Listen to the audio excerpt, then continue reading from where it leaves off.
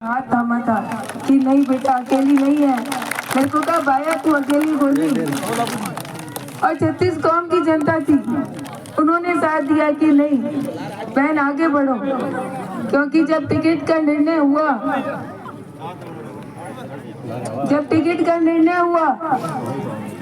तो मेरे एक बार मन में आया, मैंने कहा यहाँ सेवा करने के लिए आई थी भाई, एक मिनट थोड़ा सा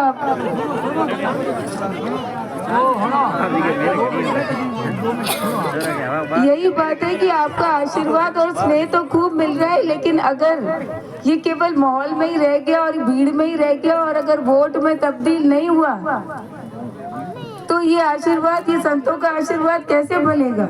आप यहाँ इतनी संख्या में आशीर्वाद देने आ रहे हैं, इतना समर्थन देने आ रहे हैं।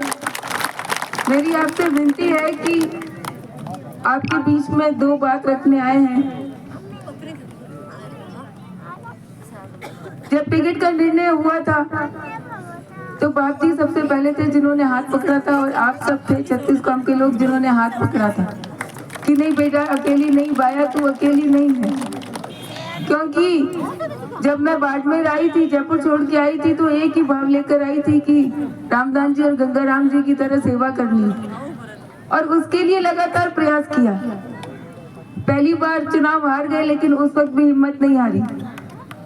दूसरी बार दावेदारी की, लेकिन पार्टी ने जो आदेश दिया उसको भी माना कि चलो ठीक है, पार्टी ने जो निर्णय लिया है कोई बात नहीं, हमें और काम करना है और मेहनत करनी है।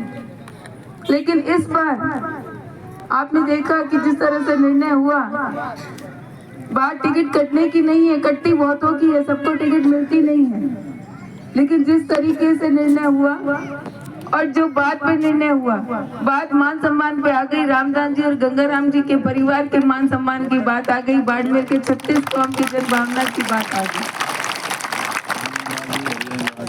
आज मैं आपके बीच में खड़ी हूँ तो आप सबके आशीर्वाद से और बाप जी के आशीर्वाद से आपके बीच में खड़ी हूँ। उस वक्त एक बार तो ये सोचा छोड़ो राजनीति, पार्टी वालों को कहा रख लो अपना टिकट, कुछ नहीं चाहिए मुझे।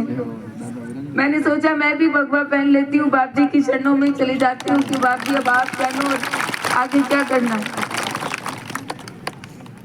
लेकिन बाप जी ने कहा कि नहीं बाया अकेली नहीं। मैंने कहा बाप जी ऐसा तो नहीं, पार्टी ने जो किया, जिसने काटा, जिसने जो भी हुआ, ऐसा तो नहीं कि आप भी अकेला छोड़ दोगे। तो बाप जी ने उस वक्त भी कहा कि बाया जीते जी भी तेरे साथ हूँ और मर भी गया तो भी तेरे साथ हूँ। ऐसे ही जब गंगाराम जी जब तक थे तो मन भरा हुआ था, हिम्मत से काम करते थे, लेकिन जब गंगाराम जी के 100 वर्ष पूरे हुए तो एक बार मन में पीड़ा हुई कि पता नहीं आगे कैसे होगा, कौन संभालेगा। ऐसा लगा कि सिर पे छत नहीं है। मैं आप सब बुजुर्गों से मिलती थी तो बोलती भी थी। रामधाम खेड़ा पे बाप जी फोन आयो है कि राम से नहीं जीते भगत है, मैं सब संतों रे हाथे उन्हें पूरे आप रे हाथे। हाँ महाराज जी लो माइक में को थे, थोड़ी बात लो।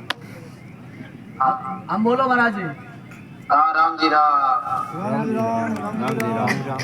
हाँ सब एक व्यापारी निवेदन आओ, रिंगा जी हाथ देवनो है। आशीर्वाद है।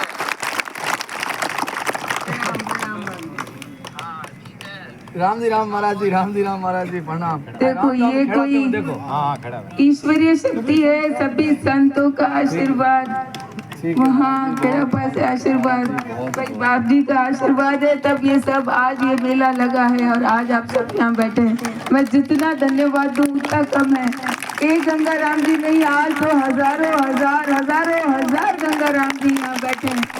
अब आपकी इस बहन को देखने को कोई डर नहीं है, आप सब यहाँ हैं।